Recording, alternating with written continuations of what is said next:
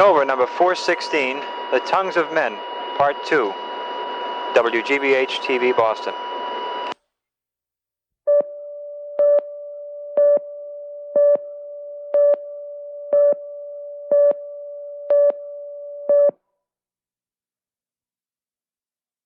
Presentation of this program is made possible in major part by public television stations.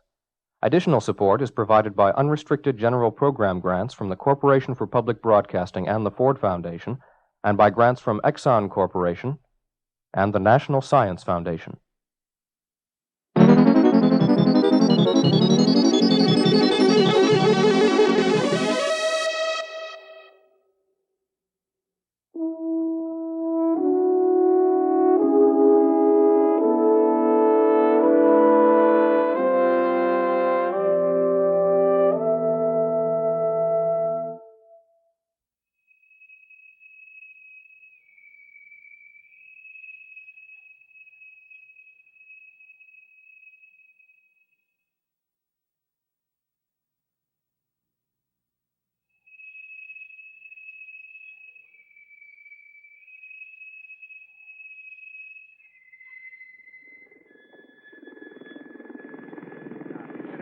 New York, 64 gradi, l'umidità il 41%. Cielo sereno, fresco per questa Sunny in New York's a beautiful day. Dólar cheque, 31 escudos, 11 centavos e meio, notas de $22.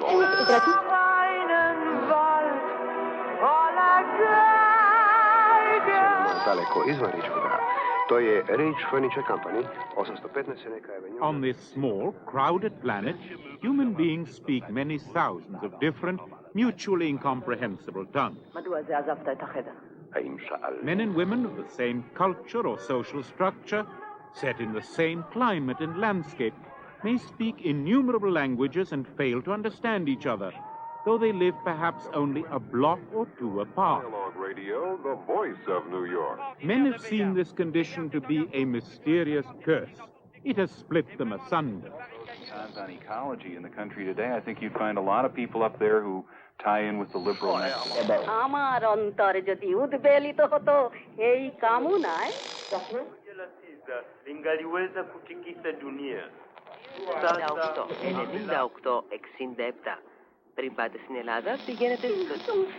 But is man condemned to live forever amid this frustrating confusion of tongues?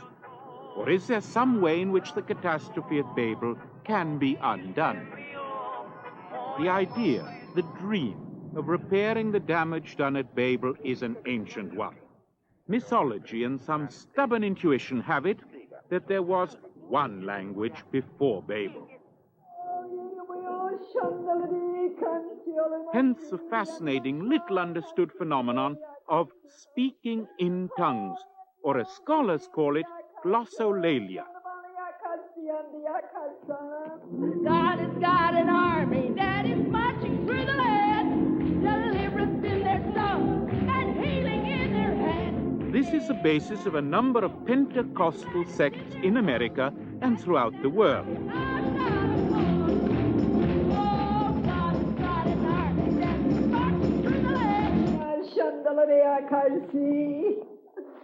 When the Pentecostal gift of tongues descends upon an individual like a tongue of fire, strange, urgent sounds will break from their lips.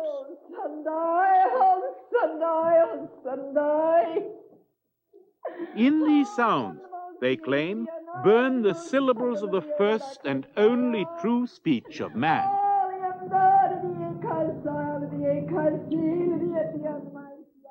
What was the lost language of paradise?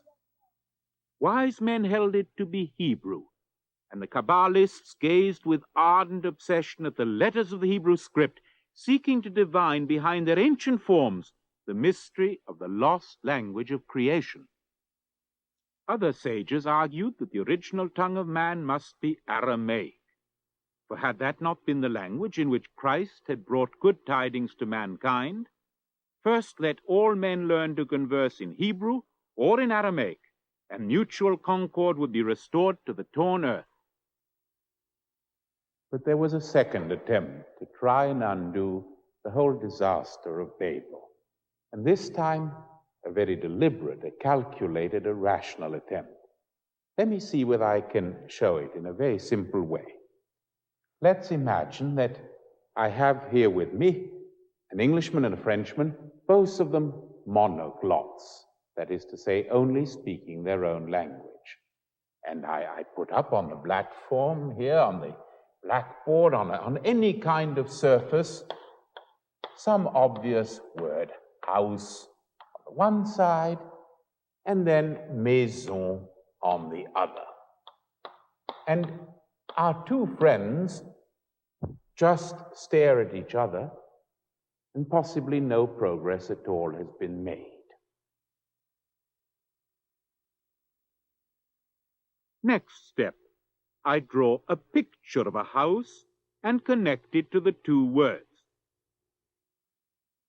Illumination and rapid nodding by both parties. Now a Chinese passes by and looks pityingly at our clumsy device.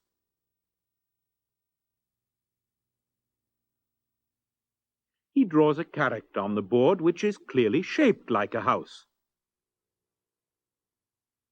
Both our friends stare at each other in a sudden delight of mutual understanding.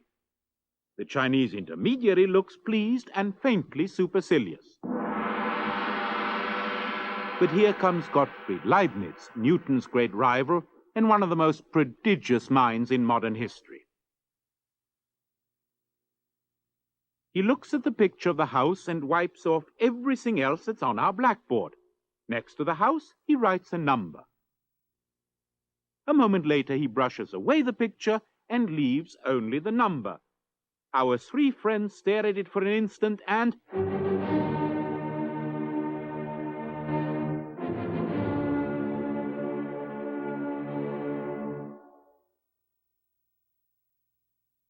Leibniz goes on. He draws the various parts of a house, giving to each a number related to the first. Say, 1.1 for roof, 1.11 for chimney pot, all the way, let's say, to 1.2112 for House of Commons, and an even more complex but still clearly related number for such abstract derivatives from house as domesticity or homeliness. Before long, we find ourselves not only with a kind of algebra of universal and immediate communication, but with something even more exciting. We have discovered and used the deep fact that all concepts are combinations of language. The trouble, alas, is obvious. You can't speak it. It won't work for ordinary human beings. Only for logicians, mathematicians, and silent philosophers.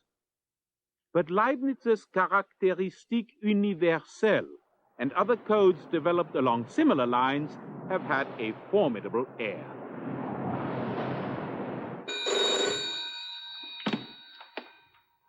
Purita Esperanto asocio.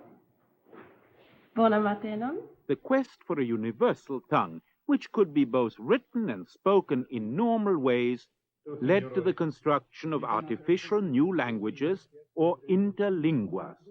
Of these, probably the most famous and successful is Esperanto. The idea of such constructs can be traced back to the Renaissance, but the real impetus came in the 19th century. It was then that a varied group of reformers began devising various means to overcome the maddening babel of tongues. One such was Louis Zamenhof, a German physician and reformer who invented Esperanto in the late 19th century. The quarrels among human beings, the bitter nationalist hatreds, seem to be rooted in the fact that men and women simply didn't understand each other, or didn't wish to, or didn't have a way to. And Zamenhof and his followers have always thought of Esperanto as a great instrument for international peace, for social amelioration all across the globe. Esperanto is a going concern. Esperantists claim that more than 15 million people in the world know some Esperanto or use it when they communicate. In England alone, about 10,000 people use Esperanto, and the British Esperanto Society can claim 57 members of parliament as members. But it's popular in Russia and China as well. Esperantists claim that the movement is expanding all the time. Vi har respectat con tamen vi fakte blue favor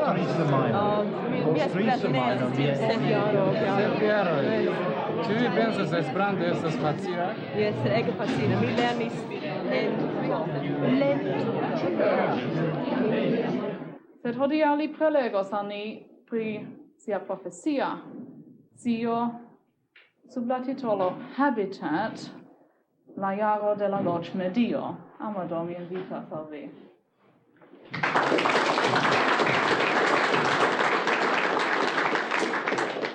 Dankon, Helen, kaj dankon al vi ĉiuj, kiuj venis ĉi tie por aŭskulti. But Esperanto is not just a spoken language. There's a large body of written literature, and the Society's library in London is the biggest in the world. From the start, Esperanto has, of course, produced translations of many of the world's famous books. I have here Mao's Red Book in Esperanto, Winnie the Pooh, Winnie la Pooh, in an Esperanto version, Reggio Lear, Shakespeare's King Lear. And here is the book with which Esperanto and the movement went out into the world with its message, La Sancta Biblio, our Holy Bible. And when we look through it, open it to a passage which we all know, for example, the beginning of the Gospel according to St. John, we read, En la comenzo estis laborto, cae laborto estis cum Dio, cae laborto estis Dio. And we recognize at once, without even having gone through the training programs which the Esperanto movement gives, what we're reading. We know it's in the beginning was the Word, and the Word was with God, and God was the Word. And looking down the page, we have a sense of familiarity almost at once. It's as if it was a kind of kitchen Latin or a mixture of French and Italian and Spanish with a pretty strong current of Anglo-Saxon roots. Now, this is both the advantage and the handicap of the whole Esperanto conception. To a native speaker of Korean or Urdu or Swahili, there is nothing immediate or obvious or natural about an international code or interlingua which is overwhelmingly made up of European, French, Italian, Spanish, or German, English, roots and forms and grammatical structures. Esperanto went out into the world saying, we're breaking away from the old Western domination and political centrality. We are going to be the same for everyone all over the earth. But I don't think they are. A page of Esperanto is very much more obvious to us than it is to anyone in Africa or Asia.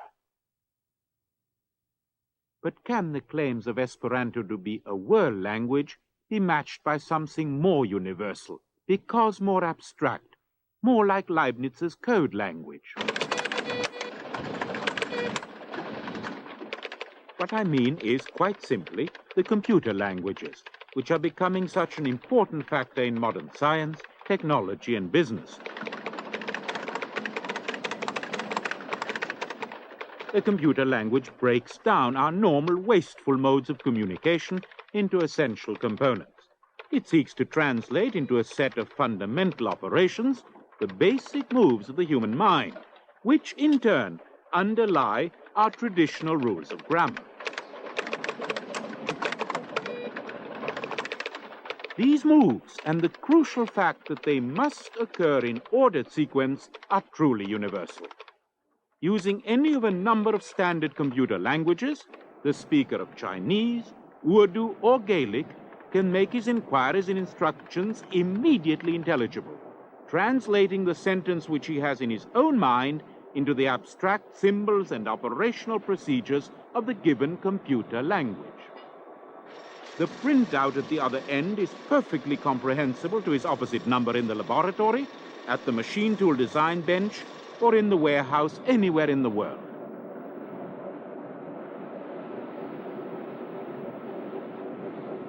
Let's look at one place where the computer is being used today with what may be far-reaching consequences for us all. Brussels, the headquarters of the European Economic Community. The common market works in 6 official languages: Danish, Dutch, English, German, French, and Italian. If Greece and Spain join, there will soon be 2 more.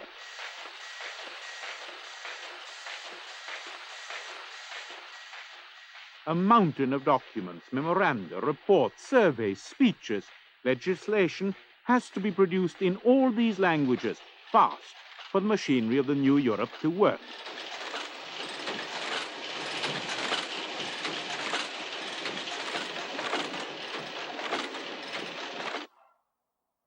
Faced with a linguistic problem of these dimensions, the officials of the common market have turned to the computer. This is Luxembourg. And here is what must be the biggest dictionary in the world. It is a computer which tirelessly stores words and their equivalents in the 6 languages of the community. It will give interpreters the equivalents of 100,000 words in 6 languages at the touch of a button.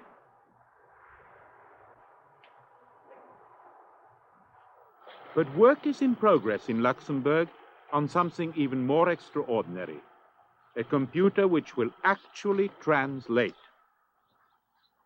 The idea is to feed in, say, the preamble of some piece of EEC legislation in one language, and the computer will do the rest, translating it into the other 5 automatically. The idea has a long way to go yet, but the linguists of Luxembourg believe they're making progress. Could it be that a computer could take on Tolstoy, Shakespeare, Proust, Goethe in the same way? Could a computer eventually break down the divisions of Babel? The answer must be no. A real language consists of far more than the sum of its words and grammatical rules. Like Esperanto, no printout, no dictionary, no grammar, however exhaustive, are equivalent to a language as it is spoken, dreamt, thought, altered, lived by its native speaker. Words carry inside them with a marvelous stubbornness the savor, the feel, the density, the actual total physical sensation of local meaning and shared memories, and a great echo chamber for the native speaker. These associations only come out clearly, of course, in poetry, but they are the constant pulse and life of our natural speech.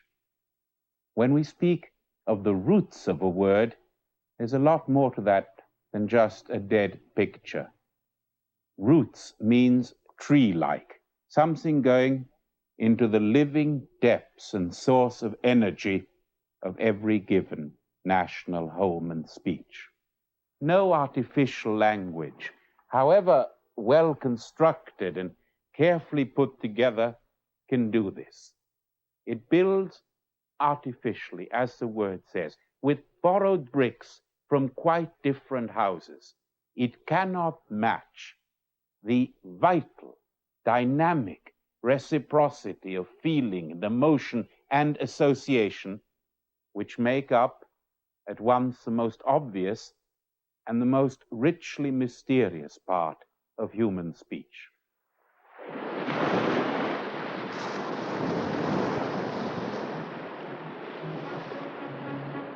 If no artificial code can bridge the gap of warring tongues, what then of a natural language? Is there none among the great or ancient languages of the earth, like Arabic or Chinese, which could become a universal means of communication? And at once the historian answers, look around you. There have been languages that have come close to universality, and maybe there is one now.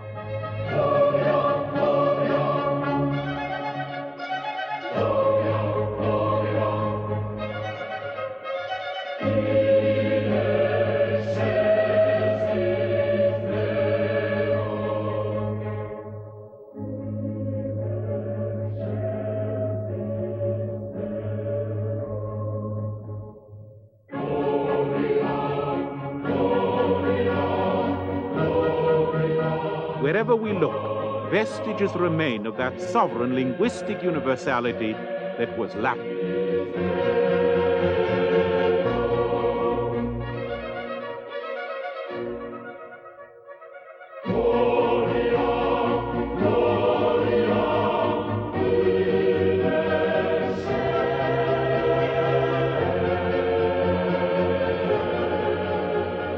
Not only in the West, in cities, law courts, or on monuments which can be more or less directly linked to the Roman Empire, but as far away as the cathedral in Lima, Peru, which is crowded with Latin inscriptions.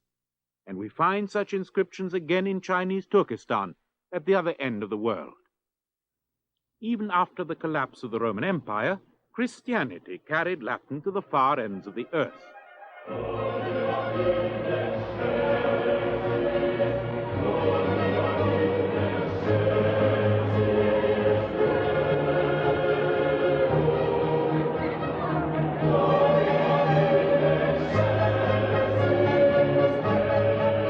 The claim of the churches, of Catholicism in particular, to universality, to Catholicity, the encompassing of all men in the brotherhood of revelation, was inseparable from the availability and universalizing genius of Latin.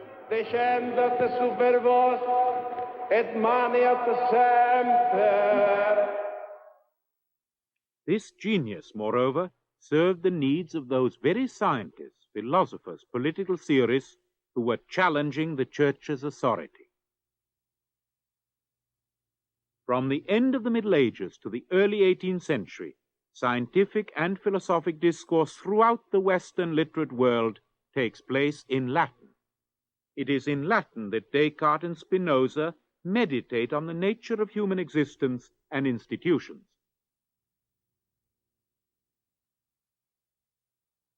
When Cromwell would communicate with Europe, he does so via the prose of his Latin secretary, John Milton.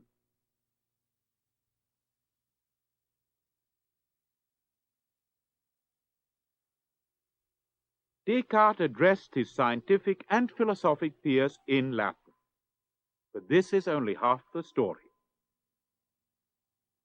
Descartes chose to write several of his most famous works in French.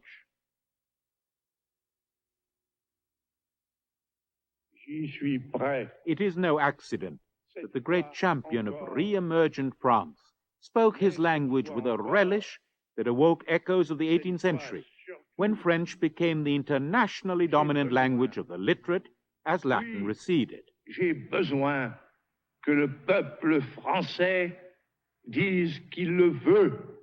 Many a courtier or public servant at the Prussian court, or in St. Petersburg, or in Naples during the 18th century, spoke French more easily than he did his native tongue.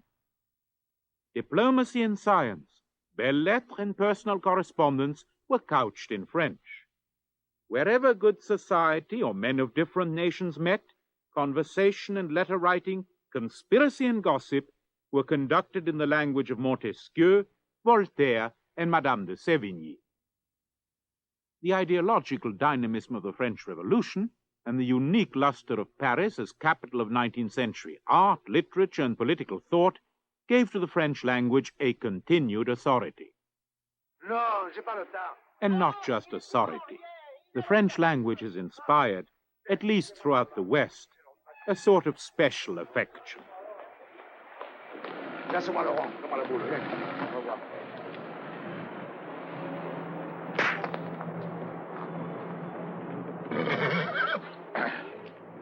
Tu n'as pas perdu la main? Oh. Tu n'as pas prêté ton rhumatisme? Just look at Fernandel demolishing all opposition in a way unimaginable in any other language than French. Et voilà.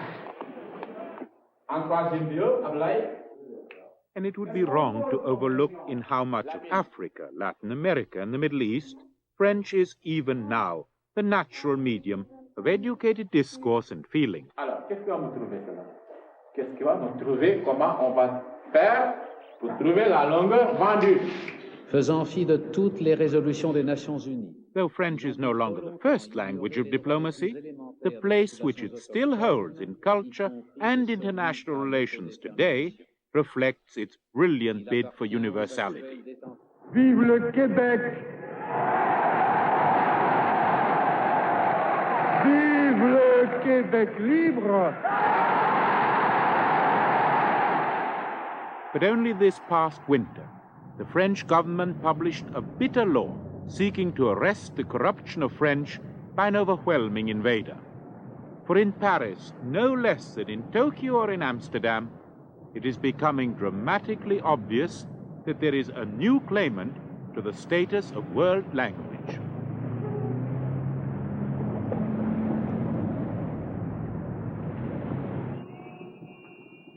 When it seemed certain that the Allied powers would win World War II, Churchill and Roosevelt met and promulgated the Atlantic Charter. Implicit in this document was the assumption that a major part of the post-war world would pass under the influence of the ideals and practices of the English-speaking peoples. Dr. I.A. Richards, one of the foremost educators and literary critics of our age, thought likewise.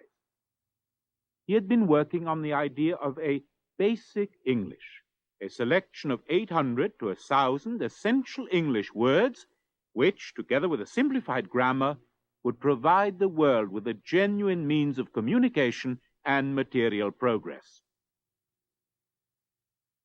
Set out by means of pictures and easy phonetic transcriptions, basic English would enable the newly emancipated peoples of the Third World, as well as emergent superpowers such as Russia and China, to participate in the liberal hopes and technological achievements of the victorious Anglo-American community. But unlike Esperanto, basic English was rooted in a natural language dense with history and human experience, and, as the speaker's skills evolved, susceptible to constant growth or refinement. Ivor Richards approached Churchill and Roosevelt. They were sympathetic, but basic English did not receive the impetus it had hoped for. Yet something very much like it has, in fact, tied it across the face of the earth.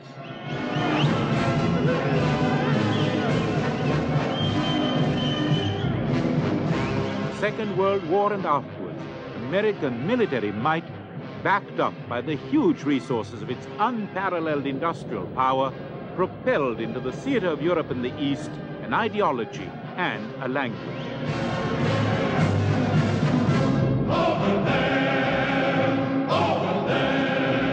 Language of the GI carried with it, as it flooded over the post-war world, that pursuit of happiness which Americans had proclaimed in their Bill of Rights.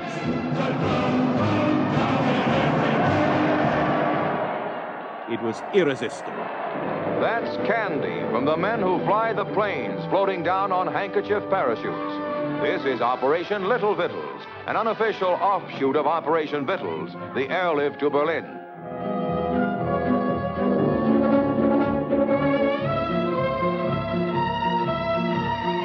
The kids race to the airport for second helpings. Originated by Lieutenant Gail Halverson, a 27-year-old bachelor from Garland, Utah, Operation Little Victuals is now flown by scores of U.S. pilots. They're just about the most popular men in Germany today.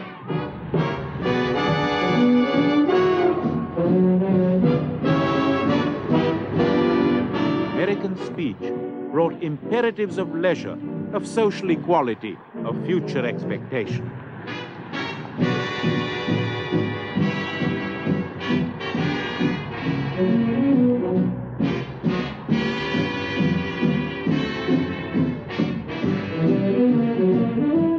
The laundromat, the drugstore, the home permanent, the TV dinner, these were more than words or mass consumption gimmicks. They proclaimed an easier, quicker, more informal existence. Pounding in the pop lyrics, streaming out of the film, the glossy magazine, and above all the television screen, the American English world pidgin proved fantastically attractive. Generations swung to its nervous, inventive beat. English has become the obligatory second language of the world. He smokes cigarettes. A cigar. Right, he smokes cigars. Repeat. He smokes cigars. Very good. But does Mr. Schmidt smoke? Yes, Mr. Schmidt smokes. Good. Does Mr. Schmidt smoke cigarettes or cigars? Mr. Schmidt smokes cigars.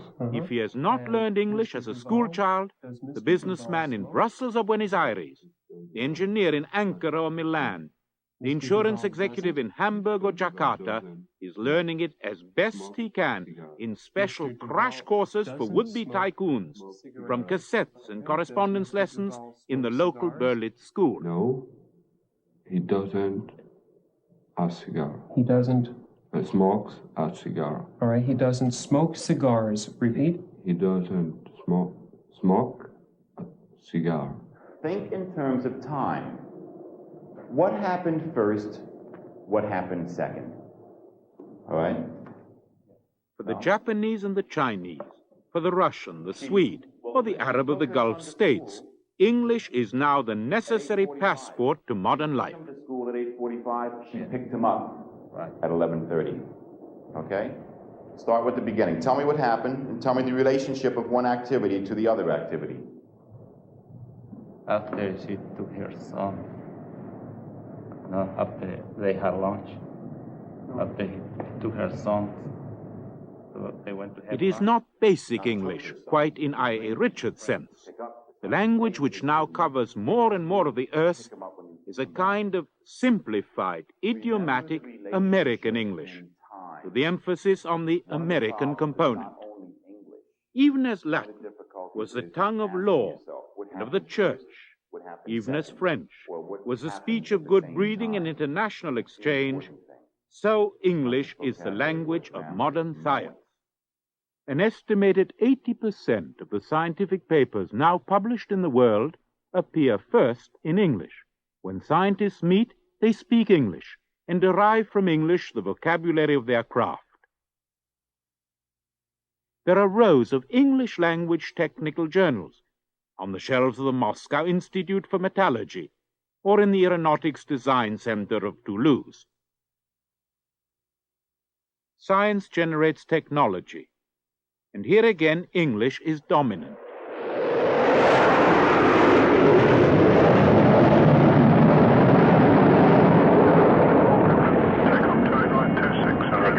Straight ahead for 285. 134. Flibber 652, awaiting pushback. 41, contact land control 125.8. 475, go 38. 748. Behind 605, the landing time was at 48, clear runway to your right, call on 1219 when you are clear.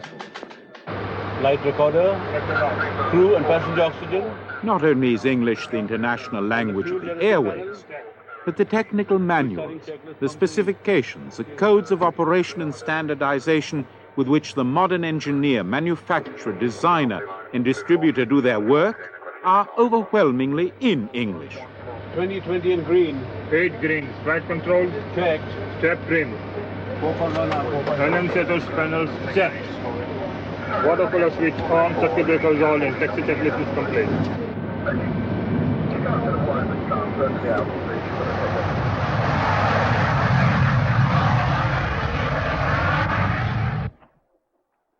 Thus, to an extent that far surpasses the aspirations of Latin or of French, it is English. It is English in its American guise, which is now the lingua franca, oh, irony of that French-Latin tag, of men toiling towards literacy and better lives across large parts of the planet. Huh? Many millions of human beings feel that American English, perhaps in a simplified model, is their password to tomorrow. Tasty Cake got something extra special for you. It's 10-cent savings on some of your favorite Tasty Cakes, like family packs of Tasty Cake chocolate cupcakes, Tasty Cake butterscotch, jelly, and lemon cream-filled crimpets, Tasty Cake peanut butter, chocolate, and coconut candy cakes.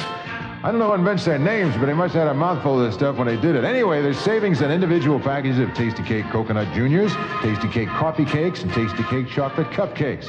Just head for the Tasty Cake aisle at your favorite store, huh? Back to school time is the best time to stock up on Smuckers. This month you'll find plenty of grape jelly and strawberry jam in the 2-pound family size featured on your grocer's shelves. Thank you very much, Mason. That's beautiful. It's 11 minutes past 2 on WABC. You want to win a watch? Listen here.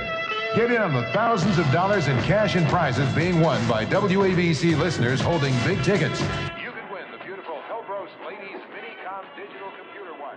Lights up the time, incredibly accurate. Is this then the answer to the Babel problem? Will English overcome those barriers of mutual incomprehension which, as we have seen, have done so much to keep men splintered, mutually hostile, and materially handicapped? Will the old menace of the tower at Babel recede behind the promise of the skyscraper? It may well be that the answer is yes. But if so, at what cost? Let us look for a moment at Thameside, as depicted by the French artist Derain, or by Monet, or by the American painter Whistler, or by Kokoschka. Or look at these portraits of the art dealer and patron Vollard, by Renoir, Cézanne, Bonnard, and then Picasso. There may have been the same object, the same reality out there for the artist, but in each case, the vision and the mode of representation differ profoundly. From an infinite range of possibilities, each painter, each thinking eye, selects a different set of essentials. Each act of perception and communication packages the world in its own particular manner, choosing this or that color spectrum, this or that perspective, this or that distribution of significant mass for emphasis or elision. So it is with language. When Monet looks at the French coast, we experience a feeling of recognition. We know that the register of colors, the distribution of planes, the selection of salient detail is not merely the product of individual vision, but of a deep-rooted cultural heritage, of a shared remembrance which both reflects and shapes the motion of the painter's hand. In language, this process of organization, of making organic, is so immediate as to be almost unconscious, but it is even more powerful than that of visual style.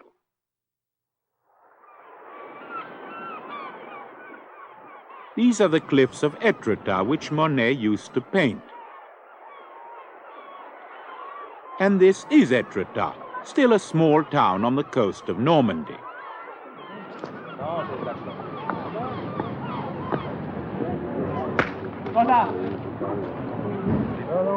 It's an attractive but ordinary enough place. Let's look at it in terms of the French language and consider how no language can ever, in any fundamental sense, replace any other. How no language ever does quite the same job as any other. The boulanger bakes du pain, which doesn't really taste, smell, or feel like our bread, because it isn't. For drastic reasons of history and ideological protest, pain carries central intonations of want. Bread, in fascinating contrast, has, in current Americanese, come to signify money. For the figure in the blue smock walking down the street, there may be a return to his house, but not a homecoming. French has no such word. For the children swimming here, the sea is pas profond, or not deep. It can't be shallow. Again, the French have no such word. Language is both the container and the shaping spirit of the ways in which we experience the world. Every single language embodies and gives expression to a particular way of organizing, perceiving, understanding reality. Allez, belle, Madame la Reine Claude, hein, profitez, 3,90. Un petit coup d'œil, mesdames, là. Hein. Oui, je vais en prendre un kilo. Je veux pas les petits. Mais non, voilà, 5 francs. Et 3,90. Human senses are, broadly speaking, the same throughout the earth. But the mental picture of the world, which makes up that complex living framework of social existence which we call a culture, varies immensely from community to community. And it is of this variety that language is the preeminent medium and preserver.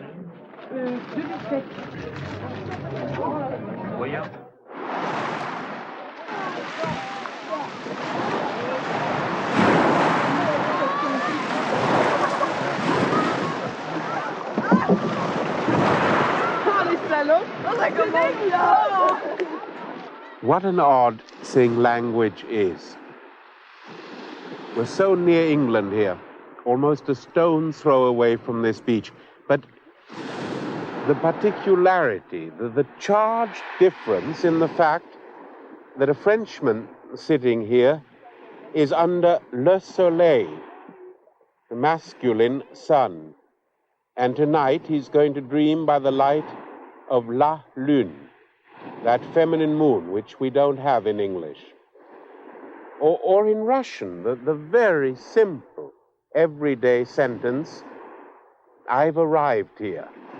Well, the way Russian puts it tells you whether a man or a woman is speaking and whether they've come on foot or perhaps with a cart or any other kind of vehicle. And again, of course, we have nothing quite like this in English. Different languages, totally different landscapes. Languages are the skin and house of our being as individuals and as members of our society. It is through this unique and shared remembrance of a speech community, through the living texture of word associations and connotations, which no translation can totally render, that we both define and preserve our particular location in the world. As never before, this location is threatened by a universal, mass consumer formula of existence. The overwhelming phenomenon of the 20th century is that of a technological tidal wave racing towards uniformity and standardization. Men are magnetized by this onrush because it promises material prosperity and the end of the great destitution which was history. But they're also repelled by it, knowing that this technological brave new world will erode the vital, familiar, untranslatable contours of their own inheritance. Much of the current neurosis and unrest springs from this divided, even schizophrenic condition. In a centrifugal world, men and women cling, bewildered or defiant, to the loosening roots of their identity.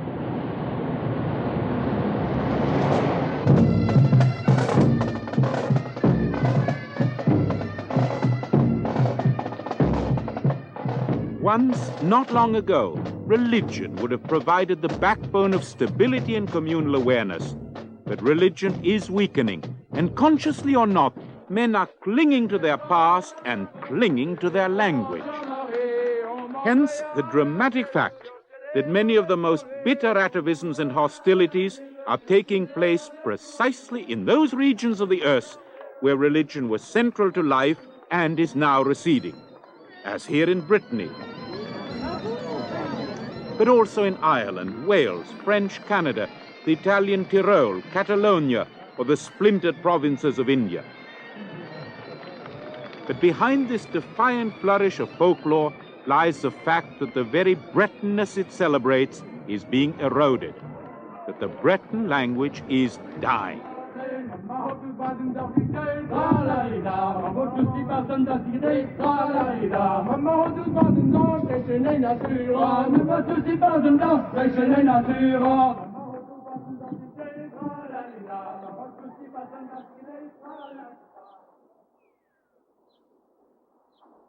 Breton seems to be, to the people of Brittany, the assurance, the anchorage of their existence as a community. It says something to the French. It says, look, we are different. We have our own very complicated past, this utterly fascinating and unique blend of landscape, of ancient pagan ritual, of an intense and dreamy Catholicism. We want to stay what we have been. We want to speak to ourselves and to our children as Bretons in the Breton language.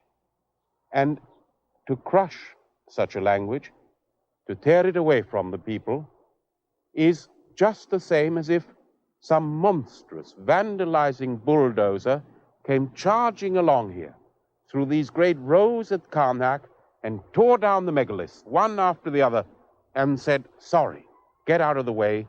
What we need here is a standard, modern, jerry-built set of concrete houses. The stark fact is that languages, like animal species, are now dying at an alarming rate. Even as I'm speaking, one or another rare or so-called primitive tongue is vanishing from the face of the earth.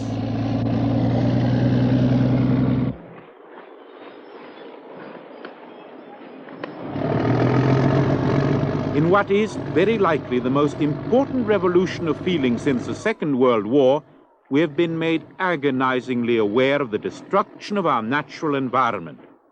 We are seeking desperately to rescue from total extinction animal species which man and pollution have nearly done to death.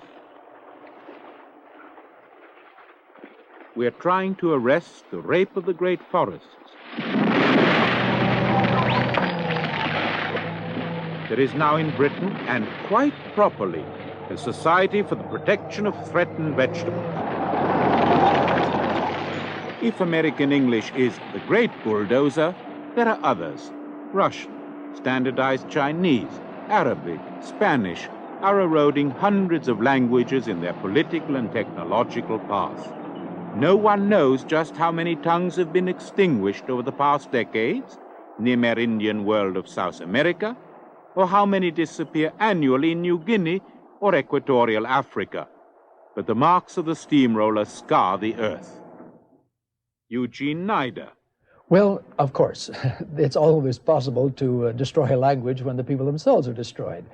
Some primitive groups, for example, of 300 or 400 people that are newly discovered, either in Amazonia or some other part of the world, having no immunity to outside diseases, are usually decimated very rapidly. Usually, a small group of people without immunity to white men's diseases will be reduced about 80% within one generation.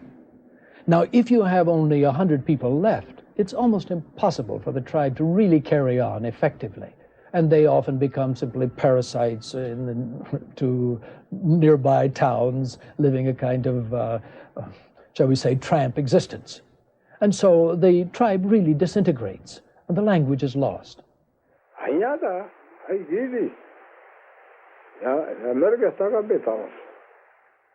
This man was the last speaker of Asaks, a language obliterated by the twin pressures of Maasai and German. He lived south of Mount Kilimanjaro and was that most ghostly of individuals, the last living native informant.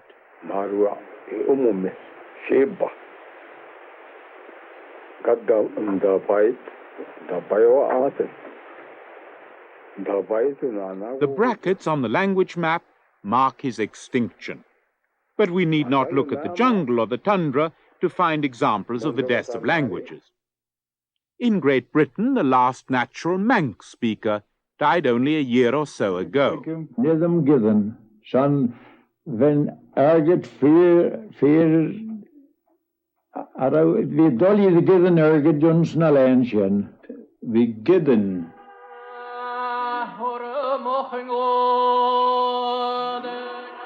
And how long can Gaelic survive in the Highlands and Islands of Western Scotland? Oh, ye will be on it. Malago, there's some.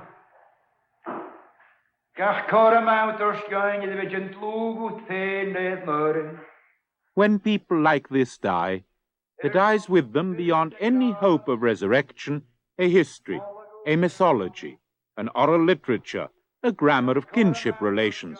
In short, a complex world for which no other is a substitute. There is a particularly sad exhibit in the library at the American Bible Society, a Bible translated into Algonquin Indian. By the time the translation was completed, the race for whom it had been written had been destroyed. There was nobody left who could read it.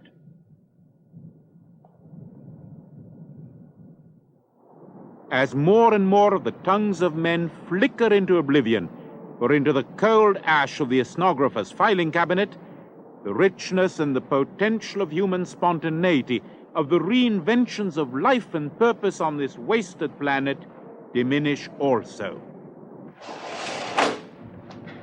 Each and every human tongue is a distinct window onto the world.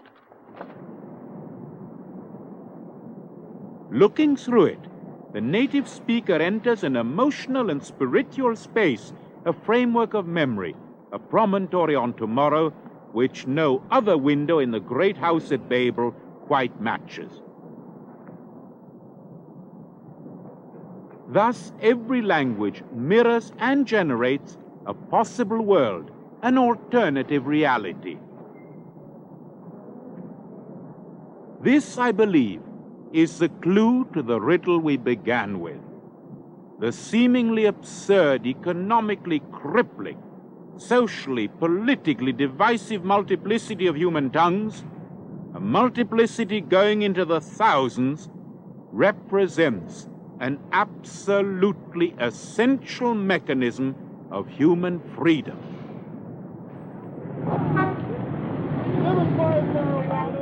Because each language constitutes a different part of the total range of possible consciousness and personal identity, men have been free to dream, to invent, to analyze in a multitude of different ways. Premarital sex is nothing but adultery, and it's sinful, and it'll take you to a hellfire. Let's do it. Get down, get down.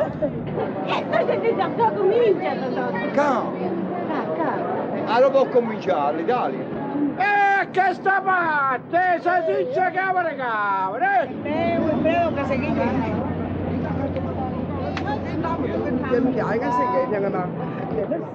Perhaps it is already too late.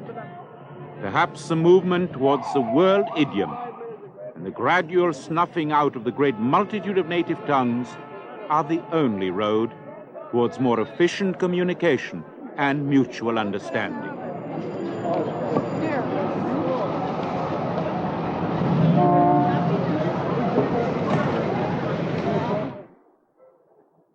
What I've been trying to say is that the price of standardization will be very great.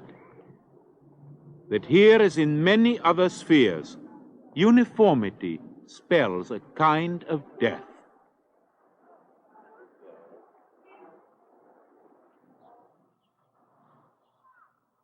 After our worldwide journey, I'm now back, here at home in Cambridge. And there are two things I would like to say, which seem to me of overwhelming importance. The first is this: by means of language, human beings can do something utterly fantastic. they can say no. No to what would otherwise be the seeming inevitability of organic life, the monotony of birth and death. And they can say no in a whole number of marvelous ways.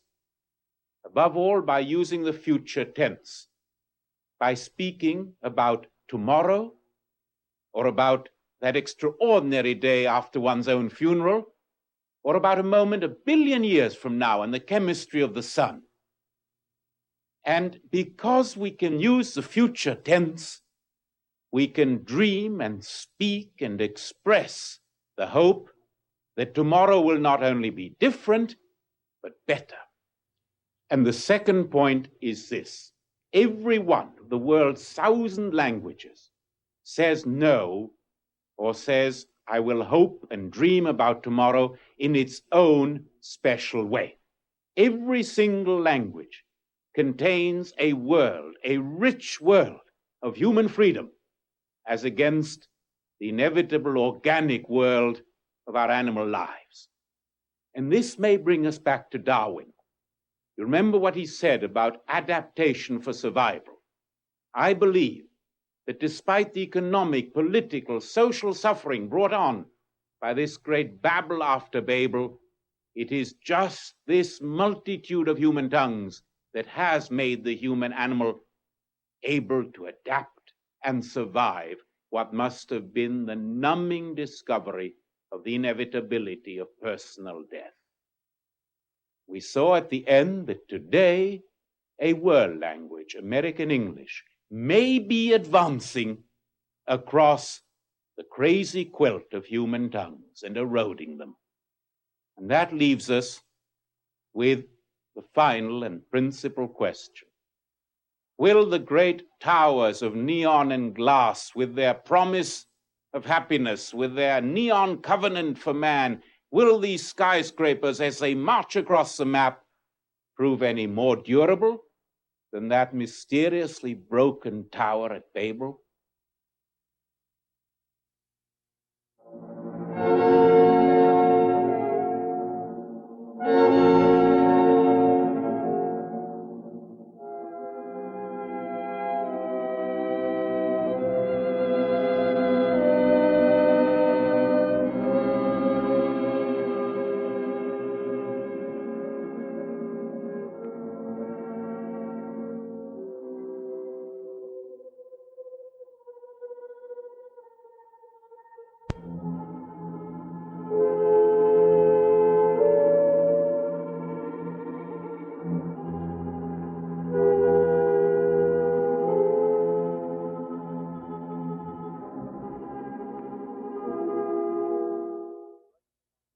Presentation of this program was made possible in major part by public television stations.